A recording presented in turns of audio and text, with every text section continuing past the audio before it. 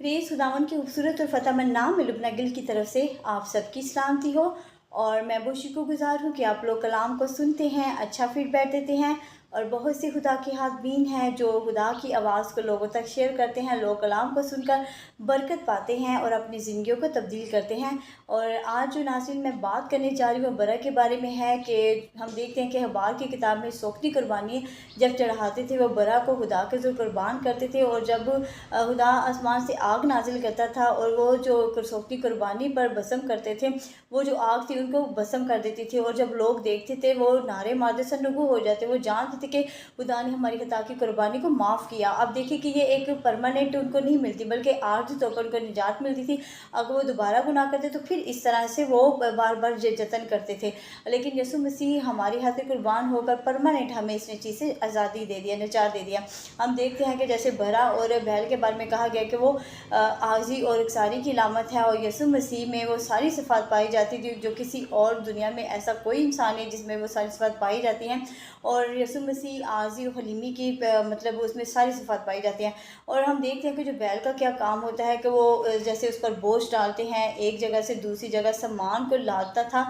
तो देखिए कि अब तो नहीं, लेकिन पहले दौर में आज से 20-30 साल पहले देखें तो लोग इसी तरह वो उस पर लाते थे और इधर से उधर सामान लेके जाता था। इसी तरह याद रखें कि यसु मसीह पर भी हम इसी तरह हमारा जो गुनाहों का बोझ यसु मसीह के उस मतलब कंधों पर था।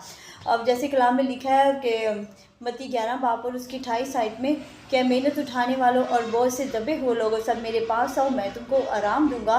और मेरा जुआ अपने ऊपर उठा लो, मुझसे सीखो क्योंकि मैं हलीम हूँ और दिल का फ़रोतन, तो तुम्हारी जाने आराम पाएंगी। अब देखिए आजकल खुदा क्यों अपने आराम की तरफ बुला रहा है, क्योंकि जो उसकी तरफ से आराम है वो हमें इब्लीस नहीं दे सकता। और जो आराम देता है वो हमें हमेशा के लिए निजात की तरफ लेके जाएगा, क्योंकि इब्लीस हमेशा लोगों को अकसाता है, उनको गुनाहों की तरफ माइल करता है, उनको चढ़ जाने से रोकता है, उनको दुआ करने से रोकता है। और जो ऐसे लोग होते हैं जो इब्लीस की बातों पर आ जाते हैं वो एक बोझ में रहते हैं, और ऐसा बोझ जो कभी ना माफ़ होने वाला, वो हमेशा के लिए वो उसको जहन्नम में डाल देता है। तो हमें इस चीज़ से बचना है। हम देखते हैं कि जैसे बैल का काम क्या होता है कि अब देखिए कि वो उस पर सिफ़ात ही पाई जाती हैं, उससे हमने फ़ायदे ही उठाए हैं। अब वो हमें फ़ायदा देता है, मतलब हमें ग़िज़ाइयत जो देता है, वो हमें गोश्त देता है, हमें दूध भरा मुहैया करता है। और इसके अवज़ वो हाथ खाता है क्या, सिर्फ घास फूस खाता है और दूसरे अपने माल को की ताबेदारी करता है। तो हम इसे ग़िज़ाइयत फ़राहम करता है। और दूसरा ये कि हमें इसके साथ ये कि चमड़ा तक मुहैया कर देता है कि उसकी जो खाल है उसके साथ लोग लेदर की चीज़ें बनाते हैं, मतलब जैसे बेल्ट हो गया, कोट हो गया, और भी इसके अलावा चीज़ें, बूट हो गए। तो ये चीज़ें जो हमें मुहैया करती हैं, इसके साथ बैग वगैरह भी तैयार किए जाते हैं जो चमड़े के बनते हैं। तो देखें कि इसके बदन से कोई चीज़ फेंकने वाली नहीं होती, तो वो अपने बदन की हर एक चीज़ दे देता है। तो दूसरा ये कि यहाँ तक कि उसकी दुम भी दे देते हैं। दुम के साथ लोग क्या कहते हैं, वो दुम सूफ पीने के लिए इस्तेमाल में काम आती है। तो हम देखते हैं कि इसी तरह यसु मसीह में भी ऐसी सारी सिफ़ात पाई जाती थी, और जो एक बरे में पाई जाती थी, बैल में पाई जाती थी, यसु मसीह भी ने देखा जाए तो उसमें भी वो सारी सिफ़ात पाई जाती हैं। अब देखिए कि उस यसु मसीह का क्या काम था, लोगों को इस दुनिया में आए तो अंजील की खुशखबरी को फैलाया ताकि कमज़ोर ईमान वाले मजबूत हो जाएं। और इसी तरह वो बेवाओं की मदद करता रहा, यतीमों, हाजतमंद लोगों की। और वो बुजुर्ग जो लोग थे उनको बुजुर्गों से तारीकी से आज़ाद किया। देखिए उसने बड़े बड़े मौज़ात किए, लोगों के लिए शफाई दुआएं की ताकि उनको शफाई मिलती गई। अब लोगों के लिए उसने बेहतर काम किया, उनको निजात की राह तक लेके गया ताकि वो निजात पा सकें, अपने कमज़ोर ईमान को मजबूत कर सकें। और इसके अवज़ देखा जाए तो उसके साथ क्या सलूक हुआ कि शरीर जो लोग थे उसको बुरा भला कहा, उस पर लान तान की। और दूसरा ये कि उसको सलीब पर लटका दिया गया। और ऐसी हालत में भी यसु मसीह ने उन पर बुड़बुड़ाया नहीं, बल्कि उनके लिए निजात की दुआ की, उनसे कहा कि अब आप इन्हें माफ़ कर, क्योंकि नहीं जानते ये क्या करते हैं। अब देखिए वो इस कदर आजिज़ था कि उसने कभी भी सब कुछ बर्दाश्त किया, फिर भी उनके लिए दुआ करता था जिन लोगों ने उसके साथ बुरा सलूक किया। हम देखते हैं कि जैसे बैल इंसानों के लिए गोश्त देता है और अच्छी ग़िज़ाइयत फ़राहम करता है, इसी तरह यसु मसीह भी हमें अब्दी ज़िंदगी देने के लिए अपना बदन और अपना खून दे देता है।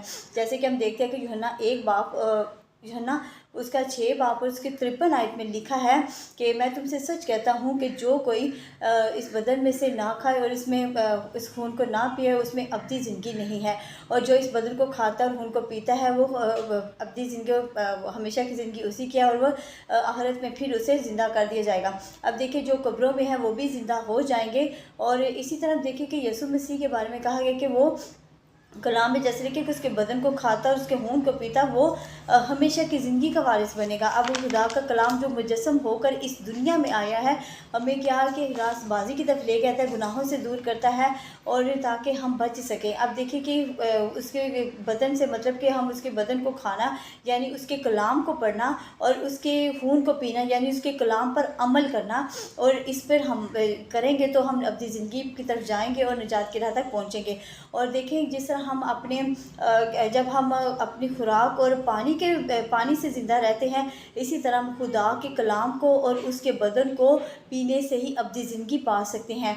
तो देखिए कि जब हम देखते हैं कि यूहन्ना की तरफ जब यीशु मसीह आता था तो यूहन्ना इस्तबागी ने कहा कि देखो खुदा का बरा जो दुनिया के गुनाह उठा ले जाता है। ये यूहन्ना उसका उसका 6 बाब 1 बाब और उसकी 29 आयत में लिखा है कि देखो ये खुदा का बरा जो दुनिया के गुनाह उठा ले जाता है। अब देखिए कि यूहन्ना इस्तबागी ने उसे बरा कहा, और मुकाशफा की किताब भी यीशु मसीह को बरा ही ज़ाहिर करती है। तो हम देखते हैं कि जो पुराने तामा में के लोग थे किस तरह से कुर्बानियाँ चढ़ाते थे, और यीशु मसीह जब वो हमारी खातिर कुर्बान हुआ। और देखिए कि जब मिस्र में आफत आई, जब 10वीं आफत आई थी तो सब पलोठों को मार दिया गया। तो ये जो बाकी जो बनी इसराइल की कौम के लोग थे उन पे जो खून का निशान था उसकी चोटों पर जो लगा था इसकी वजह से वो बच गए थे। तो ये देखिए ये पहले से बातें बयान की गई, तो खुदा ने कहा कि ज़रूर होगा। अगर हम अखबार की किताब उसका 12 बाब उसकी 4-5 आयत देखें तो अखबार की किताब में लिखे कि तुम्हारा बड़ा बेऐब और यकसाला नर हो, तुम्हारा बड़ा बेऐब और यकसाला नर हो, और उनमें से जिन भेड़ों में से चुन लाना या बकरियों में से। अब देखो कि ये पहली बात की गई कि नर हो, जैसे कि यीशु नर जो कहते हैं वो आदमी को कहते हैं, और जो मादा होती है वो औरतों को फीमेल को कहती हैं, ठीक है। तो देखिए कि नर जब यीशु मसीह का बेटा नर वो भी मतलब उसने पता था कि इसने हमारे गुनाहों का कुफारा उठाना है, इसलिए उन्होंने कहा कि बेऐब हो और नर हो। बेऐब क्यों? क्योंकि जो काहिन होते थे वो खुदा कहते थे कि जो पाक होते थे वही कुर्बानी पर चढ़ाना होता था, और वो पाक होते थे वही कुर्बानी पर चढ़ाते थे, और वो भी पलोठा कि वो जो पलोठा थे उसको चढ़ाते थे। और जैसे कि हम देखते हैं कि खुदा यीशु मसीह जितना हलीम था और उसने बड़े बड़े काम किए। और दूसरा ये हम देखते हैं कि कलाम में जैसे कि लिखा है, अगर हम देखें कि ये साया 42 बाब उसकी 3 आयत में भी लिखे कि वो मसले हुए सरकंडे को ना तोड़ेगा ना टमटमाती बत्ती को बुझाएगा, वो रास्ते से अदालत करेगा। इसी तरह हम याद रखें कि यीशु मसीह रास्ते से अदालत करता है, वहाँ वो शरीर लोगों को भी बचाता है, उनके लिए भी निजात की राह की दुआ करता है। और उसमें क्या इतनी अलीमी सफ़ात पाई जाती है कि इस दुनिया में सबसे ज़्यादा आर्जी अलीमी उसी में पाई जाती है। और आज जो मैंने बात की है वो बरे की खसूसियात के बारे में बात की है कि जो बैल है बरा है वो यीशु मसीह के साथ क्यों मुशाबत रखती हैं, क्योंकि हम देखते हैं कि वो आर्जी की लामत है, और यीशु मसीह में भी वो आर्जी हलीमी पाई जाती है। मतलब उस पर बहुत ज़्यादा जुल्मात होते गए, सब कुछ सहता गया, बर्दाश्त करता, उफ तक नहीं की, बल्कि उन लोगों के लिए दुआएं करता रहा।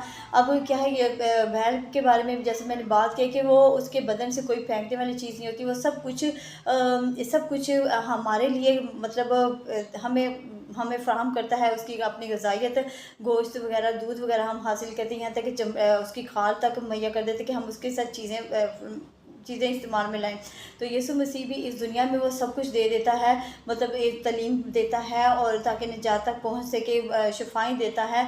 और हमने देखे कि उसके साथ क्या सलूक किया, और देखे कि इसी वजह से खुदा ने उसका मुशाबा किया यीशु मसीह का एक बरे के साथ किया कि वो जिस तरह वो बरा हाजिज़ होता है, इसी तरह हम देखते हैं जिस तरह यीशु मसीह आजिज़ होता है उसी तरह बरा होता है कि उस पर भी बोझ लादा जाता है, तो एक जगह से दूसरी जगह का काम करता है। और यीशु मसीह पर भी हमारे गुनाहों का इस तरह बोझ था जो हमारे गुनाहों का गुफारा देकर और हमें निजात की राह तक पहुँचाया।